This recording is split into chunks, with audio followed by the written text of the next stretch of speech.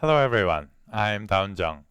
I'm a Korean medical doctor and a licensed acupuncturist in Washington, D.C. and Virginia. Nice to see you all. Today I want to talk about back pain. As you know, back pain is one of the most common reasons why the patient visits the acupuncture clinic. So providing the excellent care for the back pain is really important for the acupuncturist. And in this lecture, I want to talk about how to diagnose the patient comprehensively and how to treat the patient accurately.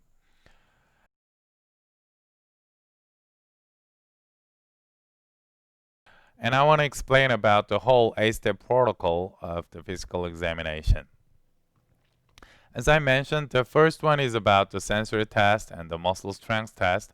And I want to explain why I set up the 8-step protocol in order. Preparing the 8-step protocol for the back pain has some benefits that can be applied in the clinical setting. The first one is that by using the same structure, we can guarantee that we are not omitting any necessary test.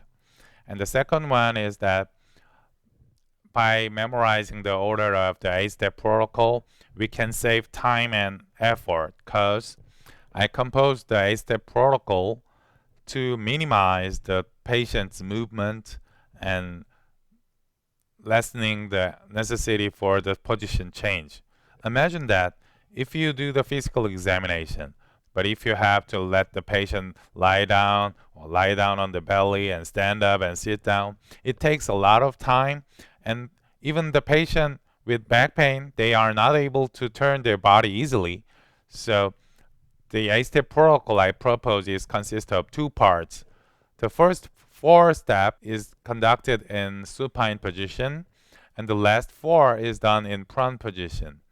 So in this way, I can minimize the patient's movement, but I can get decent amount of information from the patient. And let's see how the 8-step protocol is composed. The first 2 steps is about the neurogenic pain to check if the neurogenic is existing or not. And the 5th step, the compression over the lumbosacral area, determines the location where the instability or pain or loss of elasticity exists, and it gives good hint about where to treat and which level is the problem. And the rest 5 steps is about the specific structure. As I mentioned, the majority of the back pain comes from the structure around the back, and I simplified it as 3 categories. First one, the grid muscle on the front, and the back muscle, and the gluteal muscle. The interactive balance between these 3 structures is really important to determine the back pain. And the first 2 step about the specific structure is about the iliopsoas muscle, which dominates the anterior part of the lumbar pelvic complex, and we can feel the strength and palpate it. And the last 3 examination is about the gluteal muscle or back muscle or the palpation of gluteal muscle. So obtaining all the information throughout this 8-step protocol, we can set up a decent plan how to treat the patient and what is the problem. It is a good way to provide the patient a reasonable treatment plan. And by putting together all the information gained by the 8-step protocol, I can determine which category the patient falls into.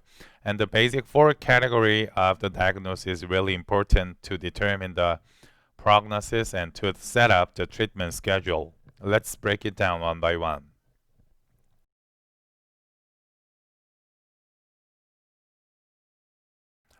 In this demo video, I want to show you as many cases that I have, which comes from the normal and mild weakness, moderate, severe, and the extreme weakness with disc history.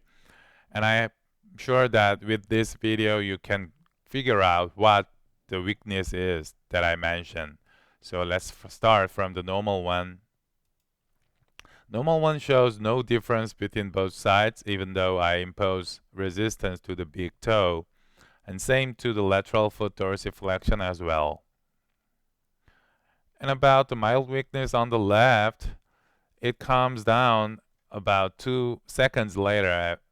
And in slow motion, you can see that compared to the right side, the left one goes down.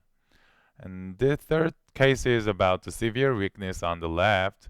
So compared to the right side, the left one just comes down when I impose pressure on to the big toe. And this seems severe weakness, which shows not only big toe weakness, but also ankle dorsiflexion weakness, dominated by tibialis anterior. So you can see that it comes down with shaky appearance, just like that. And for the fifth case, I want to show you extreme case. Just putting my finger, the big toe comes down with my resistance, even though I do not exert big strength on that.